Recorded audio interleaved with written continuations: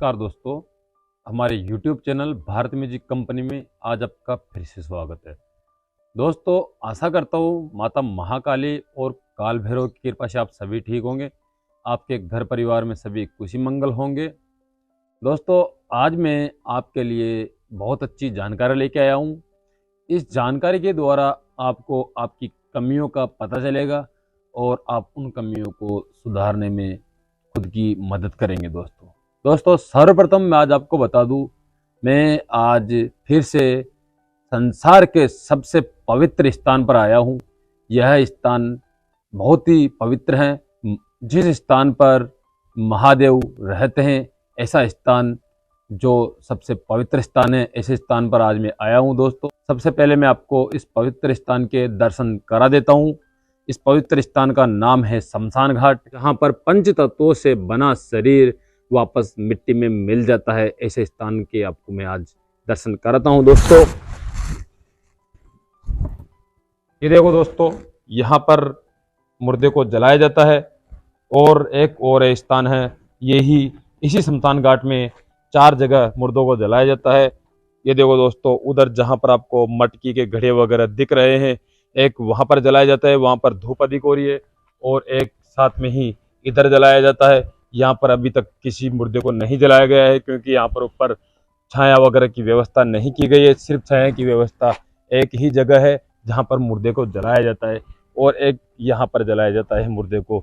यह 4 जगह है, चारों जगह मुर्दे को जलाया जाता है। दोस्तों यह आप दर्शन कर लीजिए शमशान घाट की, जहाँ पर अधिकतर मैं साधनाएं किया करता हूँ और आता जाता रहता हूँ। यह स्थान मुझे बहुत ही प्रिय है, और इससे पवित्र स्थान मैं किसी भी स्थान को नहीं मानता हूँ, चाहे वो किसी का भी देवी या देवता का मंदिर हो।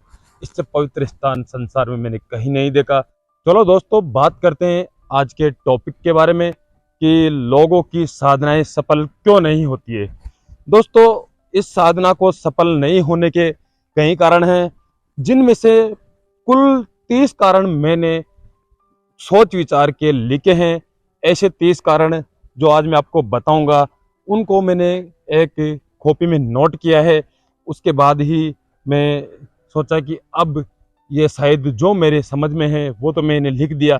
अगर फिर भी कोई कारण रह जाता है तो आप प्लीज़, मैं आपसे निवेदन करता हूँ, उस कारण को आप कमेंट्स में लिखिए, ताकि लोगों को अपनी कमियों का पता चले और वह उन कमियों को सुधारने में खुद की स्वयं की खुद वो मदद करें। दोस्तों, अब बैठते हैं यहाँ पर, जहाँ पर विश्राम गृह है। मुर्दे को जलाया जाता है, जलाने के बाद लोग आराम करने बैठ जाते हैं छाया में। दोस्तों, इसमें बातें बहुत कड़वी भी है और सत्य भी है। जो बातें सत्य हैं और जो सत्य को सहन कर सकता है, सुन सकता है, वही इस वीडियो को देखे। और जो झूठ का सहारा लेकर अपना जीवन यापन करना चाहते हैं, इस तंत्र क्षेत्र में कार्य करना चाहते हैं, तो वह इस वीडियो को नहीं देखे, क्योंकि झूठ वाले इस वीडियो को देखेंगे तो उनको गुस्सा आएगा, और गुस्सा आने की वजह से पूरा प्रेस्टेशन अपने घर पे निकाल देंगे, किसी के ऊपर निकाल देंगे, घर परिवार वालों पे, तो उनके घर में झगड़े होंगे। दोस्तों, यही कारण है कि आप मेरे वीडियो को अगर देख रहे हैं और आप में सत्य सुनने की क्षमता है तो सुने, अन्यथा मेरे वीडियो को आप बीच में ही छोड़कर जा सकते हैं। दोस्तों बात करते हैं पहले टॉपिक की कि आपकी साधनाएं क्यों सिद्ध नहीं होती है।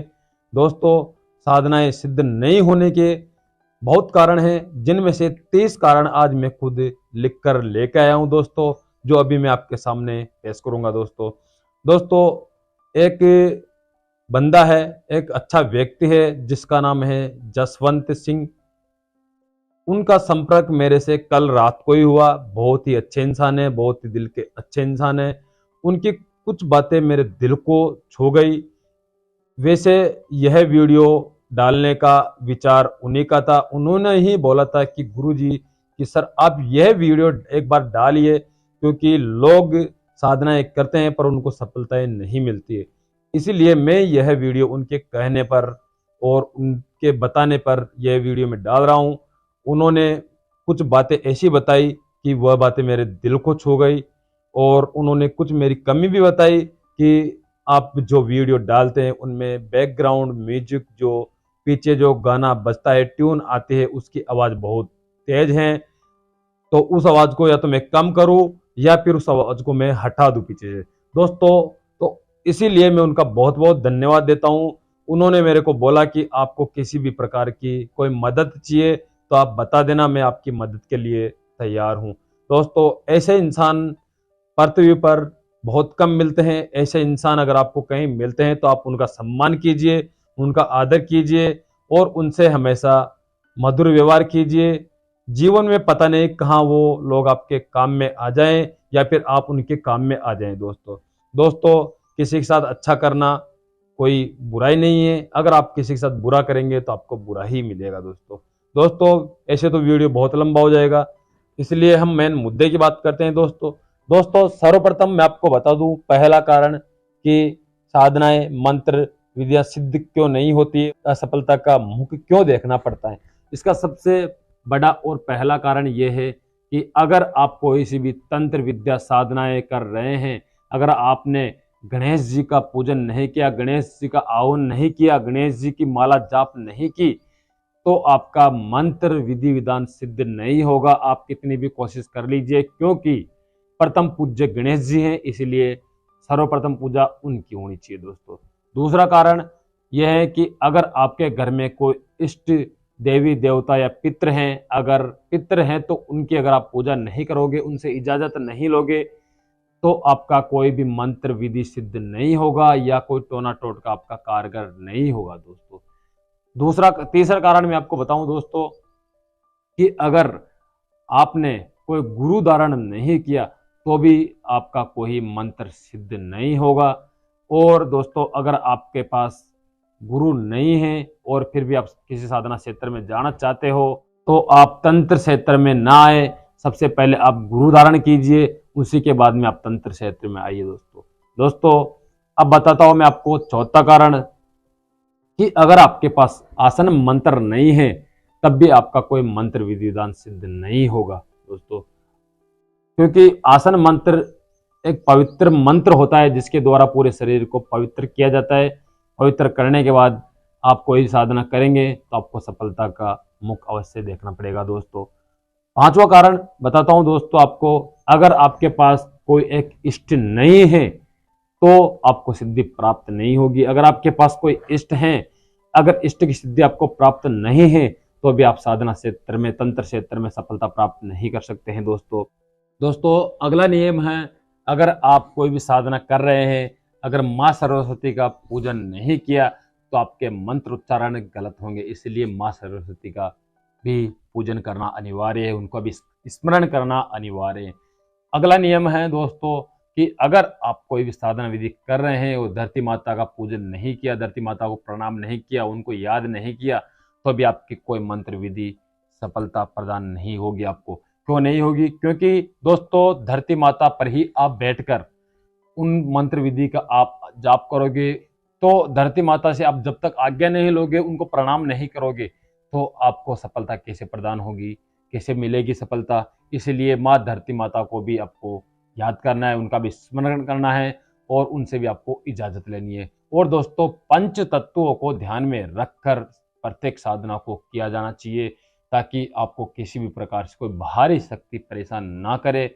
अगर इन चीज़ों का आप ध्यान में रखेंगे तो आपको सफलता अवश्य प्रदान होगी दोस्तों। आगे का नियम क्या है? अगर आप साधना काल में हो तो आपको दान पुण्य करना होगा, जैसे प्रतिदिन गाय को रोटी देना। ये आप जीवन में अगर साधना काल में भी देते हैं तो और अच्छी बात है। अगर आप रोजीना गाय को रोटी देते हैं तो इससे अच्छी बात तो कोई हो ही नहीं सकती, क्योंकि गाय के अंदर सभी देवी देवता निवास करते हैं, इसीलिए गाय को रोटी देना अनिवार्य है। और आप किसी भी भैरव की साधना करने जा रहे हैं तो प्रतिदिन आप काले कुत्ते को, श्वान को गुड़ और रोटी खिलाएं, तो आपकी साधनाएं अवश्य सफलता मिलेगी दोस्तों। और अगर आप झूठ अधिक बोलते हैं तो आपको झूठ बोलना बंद करना पड़ेगा दोस्तों। और अगर आपको गुस्सा अधिक आता है तो गुस्से पर आप साधना काल में तो नियंत्रण रखें, सभी से मधुर वाणी से बात करें, अधिक गुस्सा नहीं करें, और अपने क्रोध पर हमेशा संयम रखें, तो आपको प्रत्येक साधना में सफलता मिलेगी दोस्तों। अगर आप साधना कर रहे हैं और साधना काल के अंदर आप जल्दी नहीं उठ रहे हैं, तो भी आपको असफलता का मुख देखना पड़ेगा। सफलता प्रदान करने के लिए आपको जल्दी उठना पड़ेगा। मैं यह नहीं कहता कि आप 4 बजे उठो या 3 बजे उठो, आप कम से कम साधना काल में सुबह के 5 बजे तो आपको उठना ही होगा। सर्वप्रथम उठकर नहा ले धो ले, फिर नहा धोने के बाद अपने देवी देवताओं का, इष्ट देवी देवताओं का सभी का पूजन करें, उनका ध्यान करें और फिर आप अपना नित्य का जो भी कार्य है वो करें दोस्तों। जैसे दोस्तों आपने नवरात्रों के अंदर कोई मंत्र विधि विधान जाप करना चाहते हैं या कर रहे हैं दोस्तों, तो दोस्तों आपको 9 कन्याओं को खाना खिलाना होगा और साथ में एक बालक को खाना खिलाना होगा। जो भैरव का रूप है उसको भैरव मानकर उसको खाना खिलाना होगा दोस्तों साधना काल में दान पुण्य करना अनिवार्य है। आप साधना काल में जितना दान पुण्य करेंगे उतनी ही जल्दी आपको सिद्धियां प्राप्त होगी, उतनी ही जल्दी आपको कार्य में सफलता मिलेगी दोस्तों।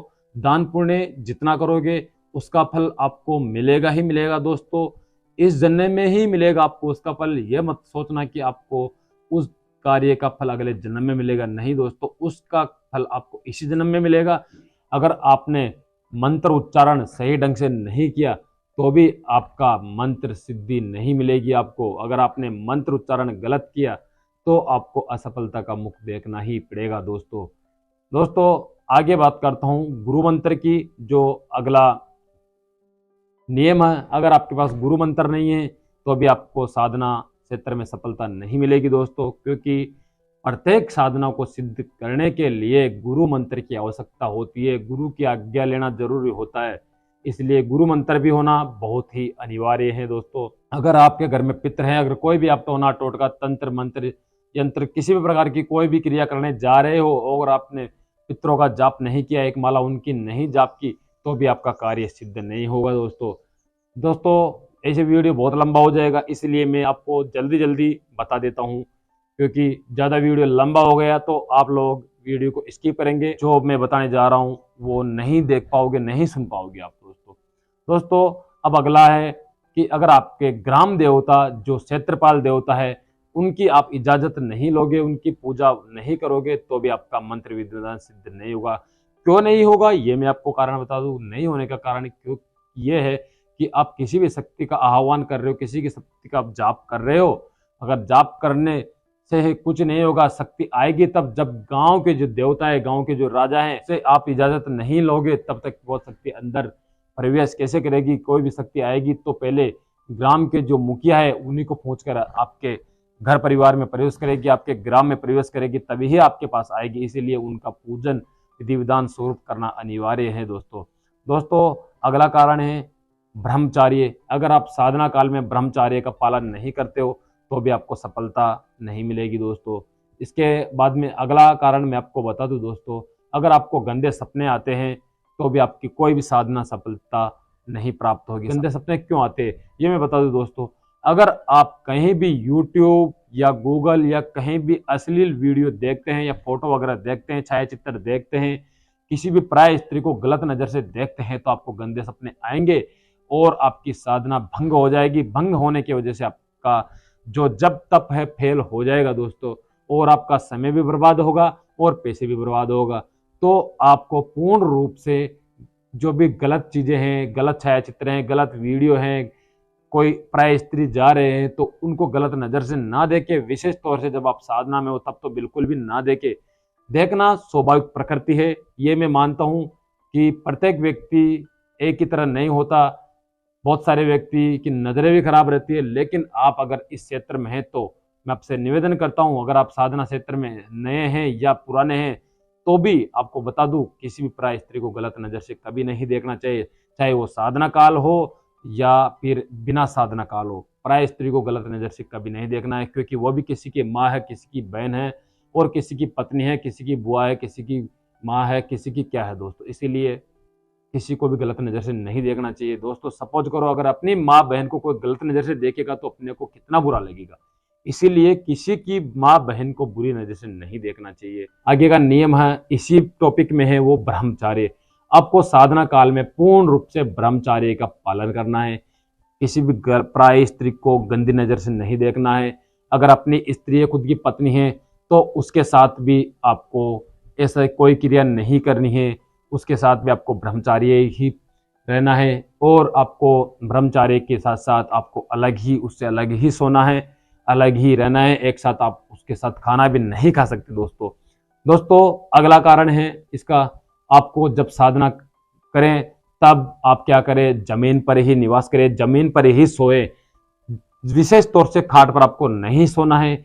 यहां तक कि बच्चे की आपको खाट पर बैठना भी नहीं है, जो चारपाई होती है उस पर आपको बैठना भी नहीं है। यह आपको नियम ध्यान में रखना है कि आप खाट पर नहीं बैठेंगे, खाट पर नहीं लेटेंगे, खाट पर नहीं सोएंगे, जमीन पर ही आपको सोना है। अगर आपको बैठना है तो आप चेयर ले लीजिए, कुर्सी ले लीजिए, बेंच ले लीजिए, सोफा ले लीजिए, कुछ भी ले लीजिए, उस पर बैठ जाइए, लेकिन खाट पर मत बैठिए।